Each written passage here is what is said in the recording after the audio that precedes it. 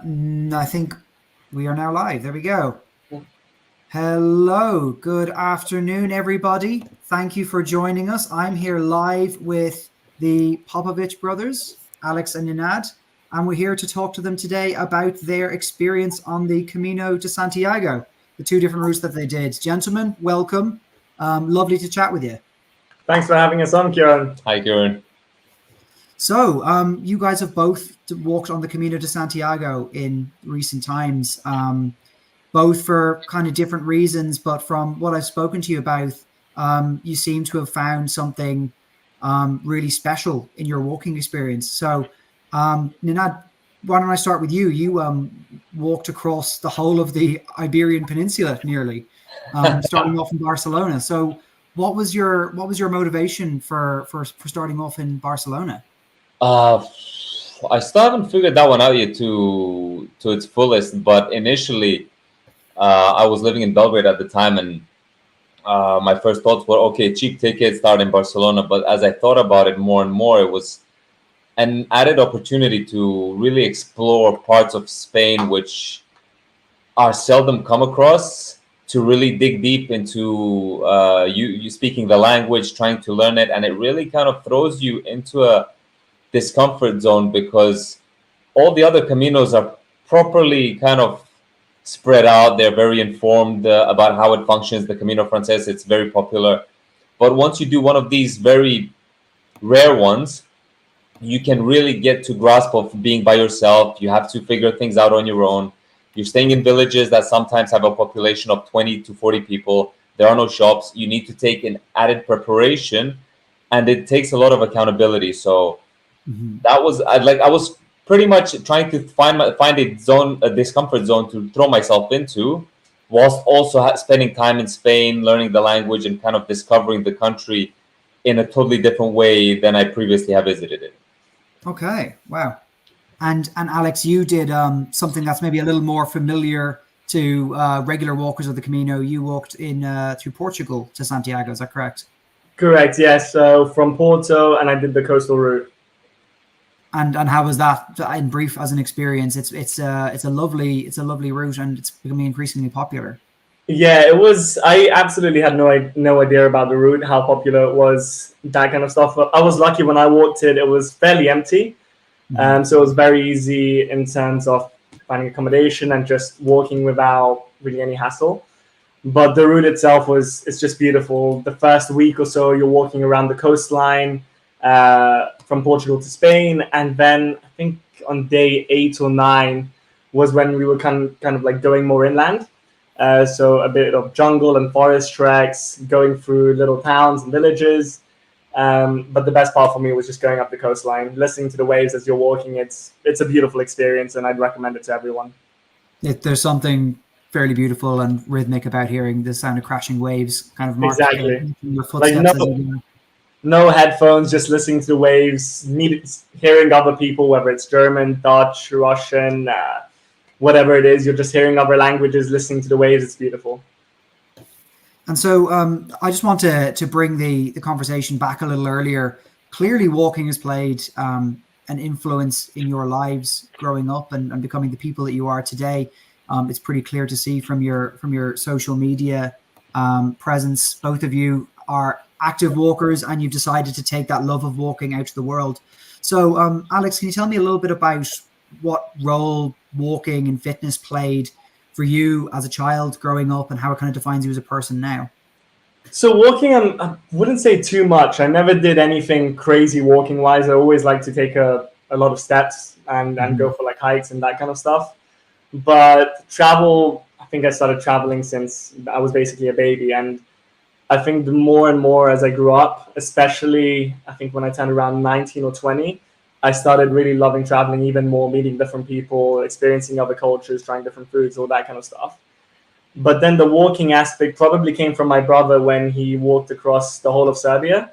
And he gave me the idea for the Camino. When I did it, I never knew about the Camino or what it was. And decided to do it. I knew it wouldn't be a big challenge for me, given that I know I do a lot of walking in general. When I travel, I try to hit 25,000, 30,000 steps on a daily basis. But this is obviously a totally different dynamic. You're not sightseeing, you're literally just walking straight. And at times it feels like it's never ending, especially when you're going up the coast. You can't see the next town, city. There's no buses or metro that can take you in case you get tired or whatever. You have to just keep going, which was amazing. And I think probably since then I started liking walking even more, and try to implement it as much as I can when I travel. One thing I've done recently is whichever trip I do, I try to stay away from any buses or trains unless I have to. If it's a city, I don't need to. I can just walk. But I just find it soothing and relaxing, and obviously good fitness, good way to stay in shape. Fantastic. It is. It really, really is. And I think it's becoming increasingly popular for people to walk for walking's sake and to build it into their travel experiences. Nenad, tell us about walking across Serbia. There wasn't a plane you could catch or a bus you could take? I'll just add one thing. When I was a kid, I hated walking. The whole thought of it, I despised it. But I don't know, dealing with a lot of mental health issues and whatnot, I got into the art of walking and kind of spending time outside, pushing limits, walking long distances. I realized that it's a way how to really connect the body, even if it doesn't want to, it will happen so naturally, and it happens in such a nice way that I would then wanted to do something insane. And whilst I was living in Serbia, and I decided to do this charity walk, where I made so many different mistakes. It was in the middle of winter, and I planned everything out, and I was doing distances of about 40 plus kilometers. The longest was like 60. And it was the first time I'd ever done something like this. So it was really kind of throwing myself in the deep end. But it was also a great learning experience on how to kind of use that and not make the same mistakes on the Camino. So it was more of a physical challenge rather than a spiritual connection journey. But nonetheless, it was a great experience. And it's something that you've wanted to go on and document through social media, and something that's clearly kind of important, an important part for you as a person now. So I'm glad that you got over not liking to walk as a child. I love it. I think, like I said, it's this, you need to really understand as to what you're doing, why you're doing, how you're going to do it in order to enjoy it. It's even on the Camino, you can knock out 50-kilometer days, but the whole point is the why. What's the purpose behind it? Because if you're just going to knock out 50 kilometers and then miss some beautiful places along the way, I don't see the Camino as being that kind of a challenge. I see, maybe you do that in your hometown or something, but it's kind of understanding your why that's going to create all the other circumstances to fit into the puzzle. And fundamentally, I'd just say the most important thing on the Camino is just enjoying yourself. Like, you can do 10 kilometers a day if you want. It doesn't really matter. It's up to you. Like, you're not in a time rush. So you got your own pace. People talk about on the Camino, if there is such a thing as a race, it's a race with yourself. It's a race to learn more, to experience as much as you can, to experience the trip that you wanted to experience, while also giving yourself into the trip that you are going to experience, because there's going to be things that happen along the way that aren't expected. Briefly on that point of the unexpected, what did you guys take away from your Camino experiences that you kind of really didn't expect that you would? Alex, you want to start? I'd say I don't know where to start exactly. I'd say the one thing I think was my love for Spain and Portugal. I think that kind of fundamentally made me fall in love with it. The food, the people, learning the language. Now I'm really putting my head into learning Spanish, because if there's one place in Europe I can see myself actually living, it would probably be Spain. But apart from that, I think it's just enjoying the moment. So actually cherishing, just walking along the coast, smelling the seawater, seeing the sand, hearing the waves crash into the rocks, all that kind of stuff. And the little things, like after a 20-30 kilometers walk, honestly, I think the main predicament I had was whether I'm having a beer or a red wine. And the little things like that, meeting other people that they can be completely a lot older or younger than you. You can have conversations as if you've known each other for the past, 10 years. and everything just flows so easily. You don't have to try hard. It's just nice flowing. It's beautiful. That's exactly what I want to hear from a trip along the Camino: red wine or beer at the end of the day. I think also Estrella Galicia has to go down as the best beer in the world for me now. We'll have to get the sponsorship package on the go. Nenad, any unexpected outcomes from your Camino? I was surprised as to how much I fell in love with Spain as a country every day, getting to meet the locals, converse with them, get to learn a lot about them. And then how through every region the foods change, the language is different, the dialect rather, and all these different bits and pieces. One thing that was unexpected is how easily I managed to fit into this whole albergue and this kind of community, even though I've always loved it. And I've read on the groups how many people, discuss the snoring, and all these other aspects. And I hate snoring, but for me, it wasn't really a problem. I was enjoying it. And the one night, about 5 or 6 weeks in, I slept in a private room with another buddy, and it felt awkward. It felt like I was missing that other part of me. So just this kind of community and kind of really reinforced that how much I love this thing, being with other people, sharing these different experiences, things, and really accepting each other one's differences, because that deep down, that the key substance is we're all moving together to the kind of same goal. Mm-hmm. And just different ways of achieving it. Yeah, that's an interesting point you pick up on there, actually. This sense of community is something that people talk about a lot coming back from the Camino. But what to me strikes as quite interesting is when you come from a city or a very urban environment, you're around people all the time. And there's an increasing sense in the world that you can be around millions of people, but you'll still have this sense of loneliness. And in the Camino, that's transplanted. If you're on a busy route, you're going to be around pilgrims all day. And you're going to be with pilgrims sleeping in the albergues all night, but you don't feel lonely. Can either of you guys speak to that experience of a feeling of building connections with other people? Did you ever feel particularly lonely, or did you want that sense of loneliness during the day maybe? I didn't. I actually went with a mission to do all of it by myself. I was obviously happy when I met people and I made some great friends. And that would be fantastic. Like after the day's finished at around 2:00, go for a beer, chat, journal, whatever it is. But the walk, I wanted to kind of do by myself throughout the whole day, just to give myself some space to think. Like I loved walking with other people and we would have great conversations. But then on my last day, when I was getting to Santiago, I made it a mission just to be by myself, go early, avoid everyone else that I met. We agreed with me later for beers. But I wanted to see how I would react and how my body would react as soon as I got to Santiago. And it was just a burst of emotions, which maybe it would have been the same if there was other people. Maybe I would have been too embarrassed to show those emotions. I don't know. But for me, walking by myself was perfect, and it's all I wanted. Now you were loving the sound of snoring by the end of it. Surely you were. I loved it.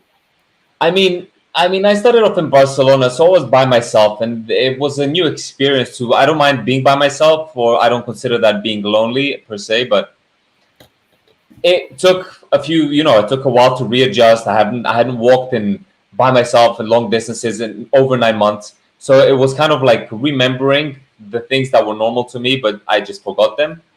And the one day that I actually skipped the stage on the Camino Catalan because I wanted to avoid paying a high accommodation fee. I got the reward of 2 local Catalonians that were in this place that I wasn't even expecting. So kind of just having that, and I was very excited. And it took a while for us to really bond and understand overcoming the language barrier. But by the end of it, I was only mostly focused on waking up and keeping my own rhythm. But if walking with people for me was a blessing, and just how different the conversations went, and how free flowing everything was, and just the easiness of connecting with people, where you don't focus on the everyday hassles of things, of job titles or problems or whatever other responsibilities. You're just two people walking a distance and probably going to get a few beers later, and it just feels so more natural and relaxed without this whole pressure and of keeping up appearances. There's joint connection there. There's humanity and universality to all of it. Yeah. So let me take it back again one step further. You could have gone on a walk anywhere. You've got the whole globe to pick from. You guys have been on lots of long distance travel, and you've done a lot of trips before. Why the Camino de Santiago? Well, for me, it was I wasn't planning on anything like it. My brother, I remember distinctively, I was in Marbella with my family, and my brother just wasn't feeling that good, and I was kind of just sad and annoyed. I was at a job I didn't like, wasn't sure what to do. My brother suggested the Camino. I was like, never heard of it, typed it in on Google. I think after that, I quit my job within a week, and then I booked my flight tickets. So it was completely spontaneous on my end. But yeah, great decision in the end. This is the stuff that movies are made out of. That's you can see a Hollywood A-lister, throwing all their stuff into a cardboard box and walking out of their office. Big life affirming stuff. Are you a spontaneous person by nature, or was there just something about the Camino that compelled you? I think it was just my brother telling me about it, and obviously it sounds good, the fact that you'll have X amount of days to just walk, see beautiful scenery. Spain and Portugal are countries I love, so I know I'm going to have great food there and meet people, so that's not a problem. But I think it's just the fact of being by myself, walking 25 kilometers or so a day, which I've never done, day after day. And having the time to think about what I want to do over the next few months, next few years, whatever it is, and just have that space to breathe, really. Mm-hmm. Away from the day-to-day, away from exactly job titles and problems and everything that I've mentioned before. Yeah. What about you? Why the Camino? It's been something I've wanted to do for a long time. I can't really pinpoint when I came across the whole Camino exists thing. But after looking into it and knowing whilst I was living in Serbia that it's not a very popular thing in the Balkans. I mean, just generally in the Balkans, if people hear you're going to go walk long distances, the first point that comes to mind is what's wrong with you? But I kind of like it, it's so easy to kind of step out, be outside the box. It just makes it too easy. And I really wanted to do it, get to explore the country, but also once doing it, also have an opportunity to kind of promote it as something that, people can do in their gap year. It doesn't need to be expensive. It's something that, it can be accessible by a lot of people to resolve some of their issues that they're dealing, getting away from it all, and just kind of reconnecting with themselves. Mm-hmm. And even after being for 6 years involved in endurance sports, doing different distances, really kind of pushing the limits, to experience the Camino and everything it has to offer, I can say that it's a one-of-a-kind experience. Because no matter what you've done, it's so different that it kind of really does reconnect you with everything that might be missing in your life. And that was kind of the biggest shock for me. It's how it happened so naturally without me even thinking about the things that it kind of led me to. And at the same time on that, it's a challenge, but also it's incredibly inspiring when you're walking the Camino and you're seeing 70, 75-year-olds, 80-year-olds at times doing the same Camino with a backpack weighing anywhere between 10 to 12 kilos, and seeing them push through. And you're like, there were times when I saw 75-year-olds walking a lot quicker than me. And I was just at that point, I think I started racing at times. and then started talking to them. Language barrier, no English from their part. I think we were an Italian guy. Somehow managed to communicate as if we've been friends for years. And that I actually know Italian, which I don't. But it's very inspiring seeing those kind of people do something like that. That's the Camino spirit in a nutshell right there. So, Alex, you'd said that you knew nothing about the Camino before your brother promoted it to you. Did you do any research then on it? Did you kind of know what to expect somewhat before you were going? You knew that there'd be a sense of community that you can build, or you just went into it kind of arms open, waiting for whatever might happen? Basically, the latter. The only research I did was in terms of which route I wanted to do. And the original plan was to do the Del Norte, but I didn't have that time to do it. So looked at the next best option, the Portuguese route, just saw it was coastal, and I was like, I love the sea, I love the beach. What can be bad about it? So just went in there, and I literally had no planning. I think I had trouble finding the start in Porto because I had no clue how to even get to the cathedral. So I literally was just winging it the whole time. But I personally say, from my experience, that's the best way to do it. That's the essence of it. Yeah. And Ninad's the Camino Catalan is not by any means the most popular route. Did you kind of struggle with any of your wayfinding, particularly coming out of Barcelona? Not really. I mean, I came to Barcelona. I had no idea. I didn't get my Camino passport until 2 days in. So I was really I just kind of knew where I would be potentially sleeping. And that was as best I knew it. You know, I was following the road, using a bit of Google Maps just to point me in the right direction. And only after the second day was I coming across the yellow arrows, which were pointing me. But I had no idea. So the first few days was kind of really understanding this whole, what are the arrows? What are the signs? What are the albergues? You know, really trying to understand it. And I wouldn't change it in any different way, simply because it's that whole experience of something new. And okay, I might get lost. I can find a way to overcome it. You know, there's Google Maps. You know, you can find it. Maybe you find a different alternative route that takes you through some beautiful natural park. But it's this whole rhythm of kind of, okay, I'm not lost. I'm not in a problem. I can figure things out, and it's beautiful. Yeah, I mean, if you wanted the spontaneous trip and finding your own way, there's no better way to start than not knowing where to start from in Porto, and there being no way markers when you leave Barcelona. That throws you out there. That throws the cat out there. It creates a bit of a challenge, but you get used to it quickly. And did you find did you have pilgrims helping you along the way if you ever were lost, or you were just From my side, it was fairly easy. I mean, you can't really get lost. From Porto, you just need to go north and up. So it was fairly simple enough to do that. I did get lost a couple of days when I went off the route, and I think I was walking along a highway. But I was still going in the right direction. So yeah, I didn't have those troubles. I think he had a bit more issues because obviously it's a different route and directions. And a little bit less popular than the Portuguese route. Everyone I asked was so open and smiling to help that it was wonderful. You know, there were a few places where I couldn't really see. It was crossing some motorways or whatnot, but everyone was so glad to help, and they'd even step out of their way, walk with me to really make sure that I was going to go the right way. And it's nice to see.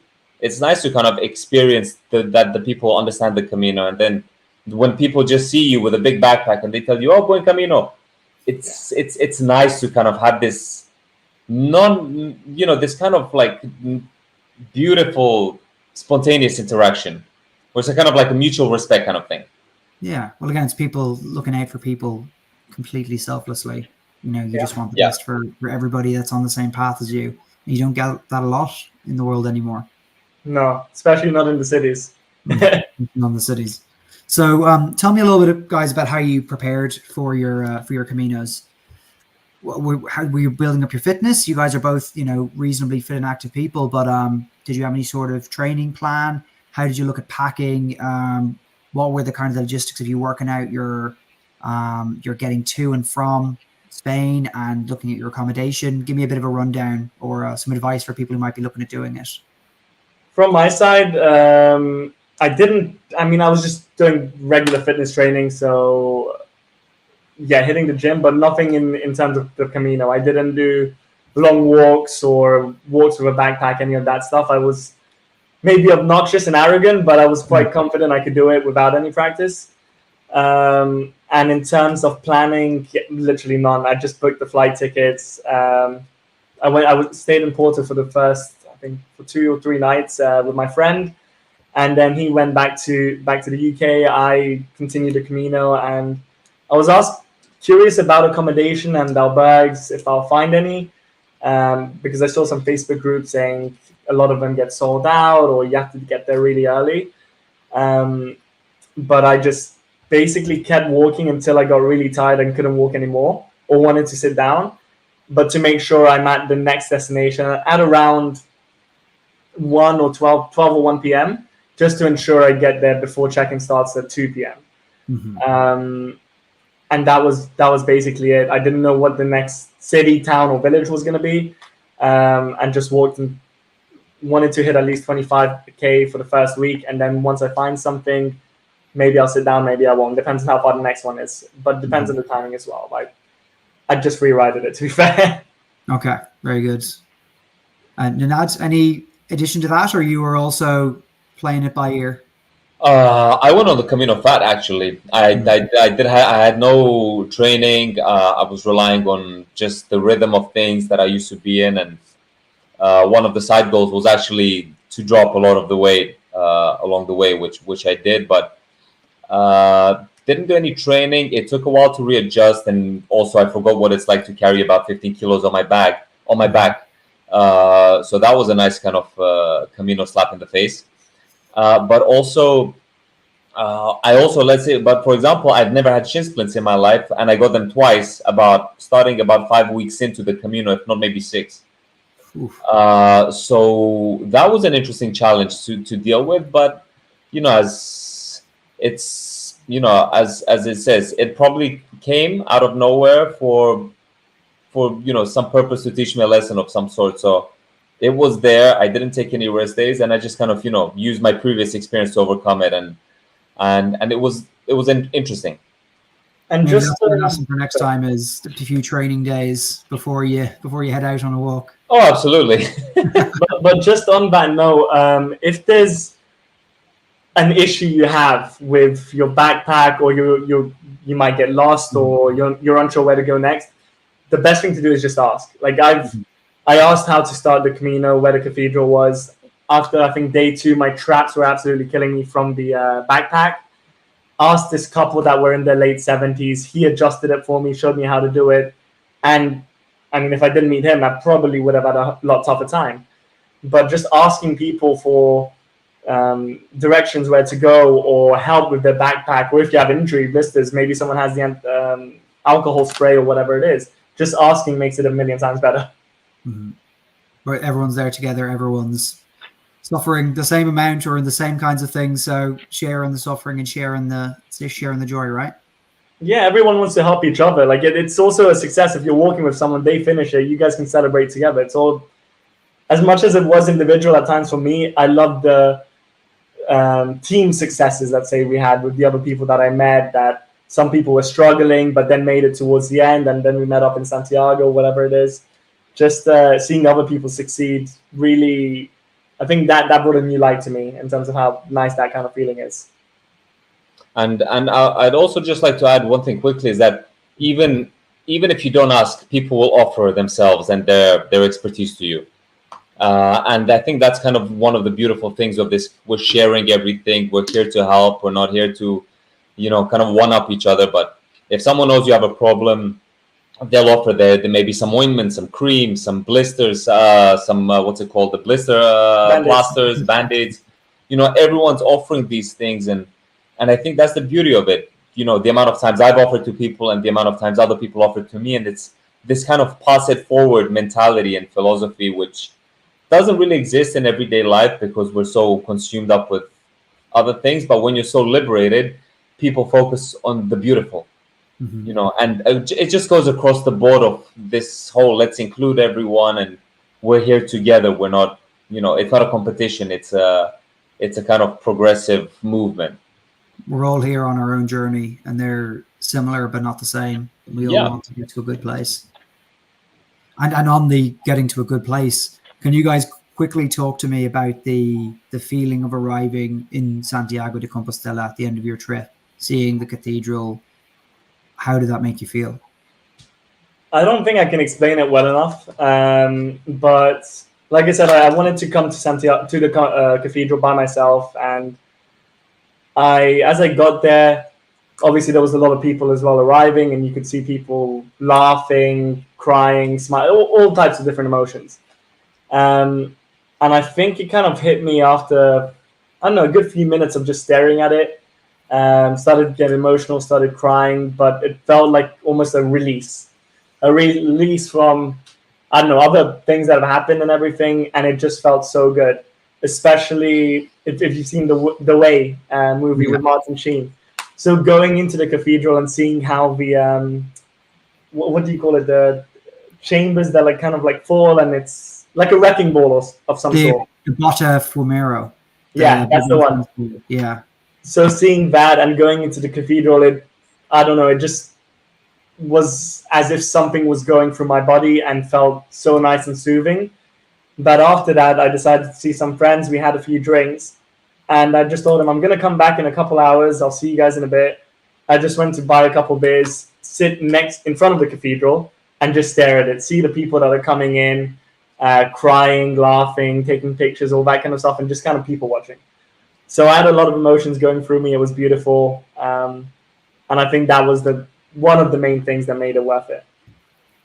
I think that might be part of the reason why you rate Estrella Galicia so highly, maybe.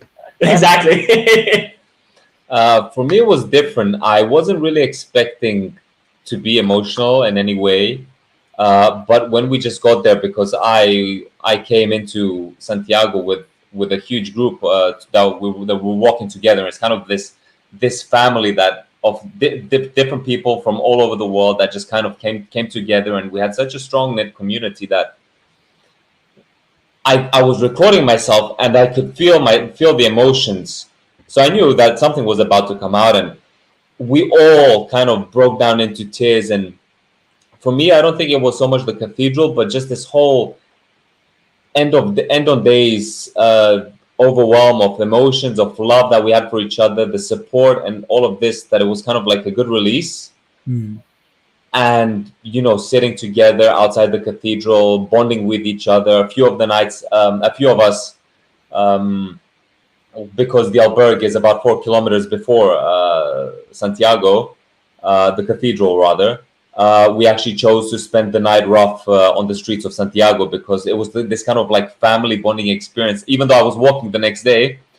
And I've seen better walking days when I've actually had a good night of sleep. But it was this whole way to kind of like connect more and just be with each other.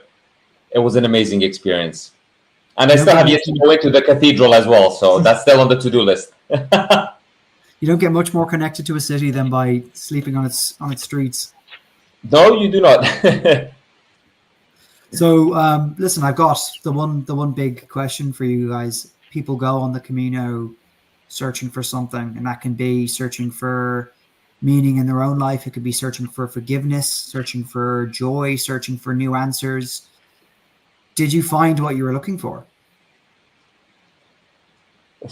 I don't know if I found what I was looking for, because if I take it back now, maybe I wasn't looking for the right thing, but I definitely came out of the Camino more liberated, more free, more well connected with myself. I came out doing things that I haven't done, some things in a long time. So I definitely got way more than my money's worth. But again, I don't know if people will find what they're looking for, but they will definitely leave the Camino much richer and much more fulfilled than when they started it. That's 100%. That's a pretty good second. Same for me, to be fair. I'm not sure I was looking for anything, but it made me, I think it just brought me kind of closer to myself with my emotions. And also just gave me so much time to think about exactly what I want to do. And honestly, if I could, I would do it right now again, but I've torn my ACL, so I need to wait a bit longer for that.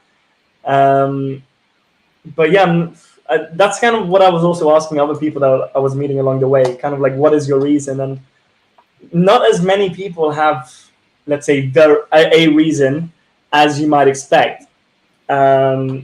but everyone at the back of their head, I think there's something else that is forcing you to do it, to kind of just let yourself a bit more loose, get in touch with yourself, get in touch with nature, which was a first for me, to be honest, and just get more confident with yourself. So I think it's a mix of things that I kind of like left with, but like you said, definitely left a lot more richer than I started. That's fantastic to hear. So what's next for the two of you? Alex, you mentioned recovering from an ACL injury, so maybe no walking for now, but any vicarious travel that you're going to be doing digitally, maybe? I'm not sure yet. I want to keep going with my brother doing, let's say, out of the ordinary things. Last year, we also paddleboarded 50 kilometers down a Danube river in Serbia in one day.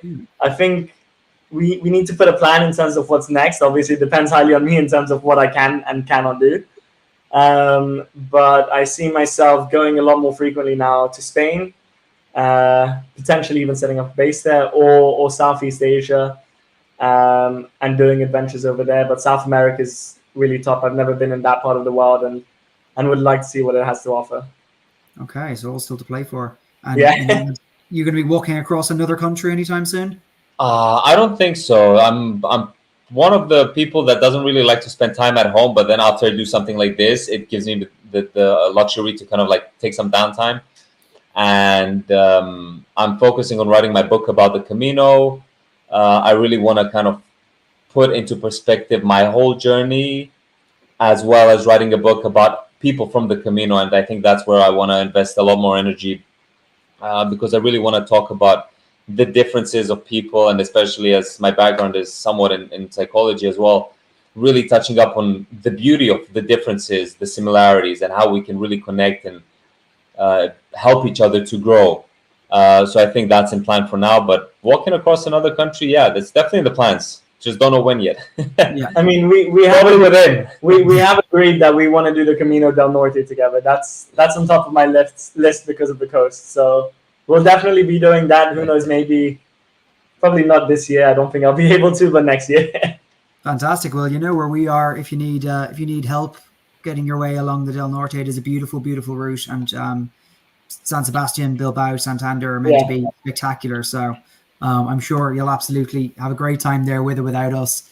My last question before I let you go, guys, for the afternoon is, do you have any travel advice for people who are thinking about doing the Camino? Anything with how to organize their trip, or what they should or shouldn't expect out of it? Or would you recommend your route or another route, or just any short final words on the experience you had? From my side, I couldn't recommend the Portuguese coastal route enough. And I'd say probably the toughest part is just book that flight ticket. Once the flight ticket's booked, then I don't know, your worries get easier. All you need to do is, pack the basics, depending on how long you plan to stay out for. Shirts, underwear, socks, all that. I mean, you can wash it anyway in each albergue. But just book that flight ticket, and that will be your main form of commitment, let's say, to do it. So, yeah, that's Don't think, act. Sorry? Don't think, act. Exactly, yeah. I'll add that if anyone's thinking about doing one of the lesser popular routes, especially ones like the Camino Catalan, a basic, at best, at a minimum level of Spanish is necessary, because people, they may speak English, they may not. So there's not really a risk you want to go. Even though you have these translation things, you don't need that additional worry. Another thing would be, if you pack way too many things, don't be scared to throw things away. It's only money. So, it kind of lets you liberate. And yeah, as Alex said, and this is one thing I've seen on the different Facebook groups, is people are overthinking. What do I need to bring? Do I have the right shoes? Where am I going to sleep? Just do it. Yes, it's an overwhelming experience, but the more you think about it, it becomes more, the fear kind of increases. The more you let into it, you kind of let loose from all the things you're used to, and you can actually kind of indulge in this new experience you're trying to be a part of. Really feel it, really be a part of it. Yeah. Okay, well, listen, this was absolutely fantastic to talk to you both this afternoon. I want to thank you both, from everybody at Follow the Camino, for agreeing to chat to us today and for sharing your experiences on the Camino Catalan and the Portuguese Coastal. I'm glad you both liked it for a start. It's a really, really wonderful route, and we want to try help as many people as we can to get people out there and walking. Thank you again for your time. Best of luck with all your future travels. I'll share once again for anybody who's still watching live. This is the boys' Instagram pages. Try something new _adventures and Nanad Maverick. Follow them to keep an eye out for what they're up to next.